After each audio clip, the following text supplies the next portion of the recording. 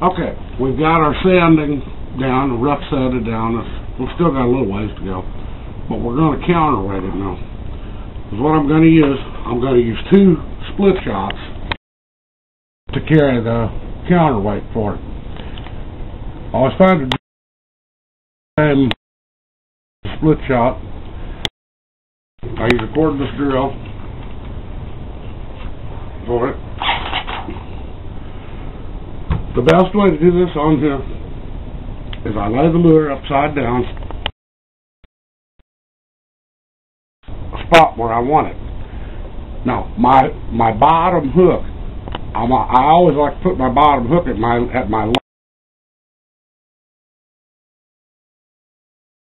on the lure, and so I want to count a little bit forward. This will solve 2 problems. It'll keep it balanced right, the weight will carry right. Plus, if I put the weight forward, it'll give the lure a tendency to tip, which will make the bill catch, and it'll let it run deeper. There's several different ways to judge how deep these lures will run. One, but on your bill, when you set your point from where you pull from, it has a tendency. The farther forward that you put your eye screw, the straighter it will track, the truer it'll pull, but the shallower it'll run. The farther back, the deeper it'll run, but it'll have more of a wild action to it. I always like trying to find like a happy medium to give me a good deep running plug that'll run somewhere between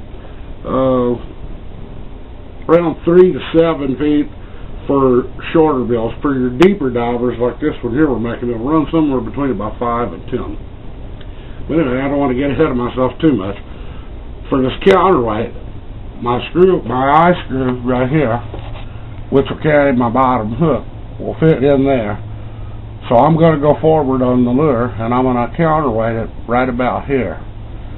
Now, the one thing we really want to make sure, we left that pencil line. When I sanded this, I tried real hard not to sand that pencil line out all the way, because we need to make sure we stay true. So my mark for counterweighting goes on my center mark right here, right there, and then across here.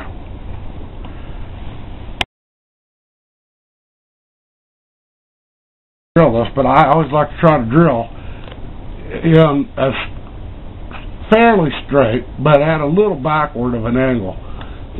It gives it a little better pitch in the water, because when it floats, it has a tendency to make the lure float, build down a little, and it keeps this straight up and down, and that gives you more pitch, more dig in, and the lure will track better. It does make a little bit of a difference what angle you put that on. Seems kind of funny, I know, but it does.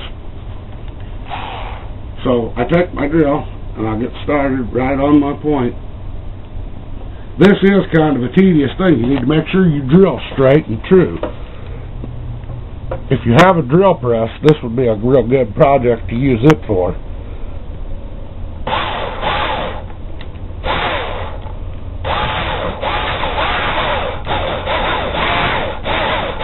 Be careful of drill drift. Then once I start, I'll turn the lure like this. I'm drifting just a hairstyle.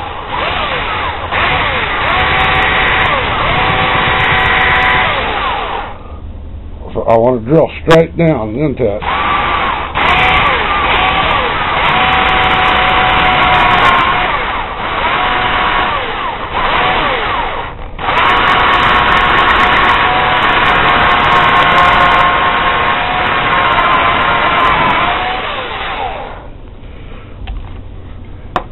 Always be careful not to drill too deep, but we have to go in deep enough so that we've got enough room for clearance for our 2 split shots.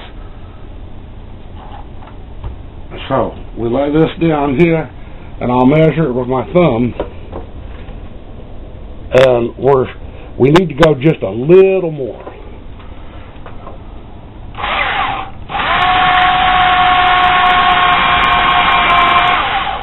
And then I'll take And I'll ream this hole just a little at the top.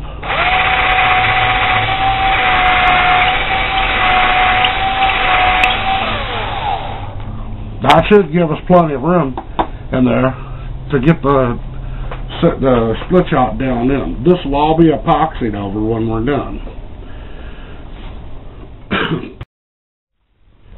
Okay, Tim's got my epoxy mixed up for me good here. The epoxy that I use on this is just cheap hardware store. I like the 5-minute epoxy. It works better, sets up fine. It doesn't have to hold the weight of the world. But we'll put a little epoxy in the hole around the edges of it good.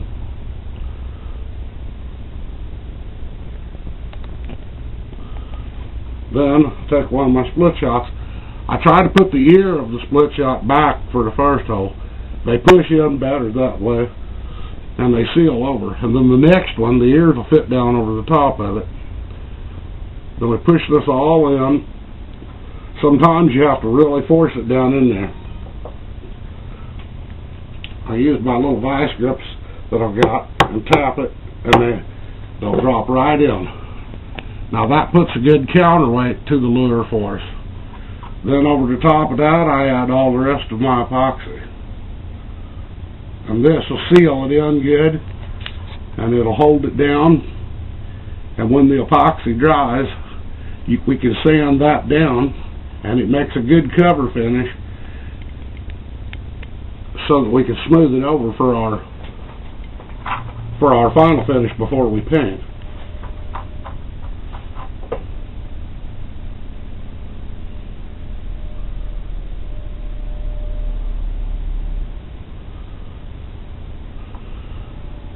That's what it'll look like when it's counterweighted. I'm going to mix up a little more, and I'll put just a little more epoxy over the top of this, and then on the back side where I've got these little divots where the wood's spalted, I'll put a little epoxy over them for sealer. And then we'll let that sit dry for a while, and then it'll be ready to go for a final sanding, and we'll be ready to set our eye screws and start our paint job.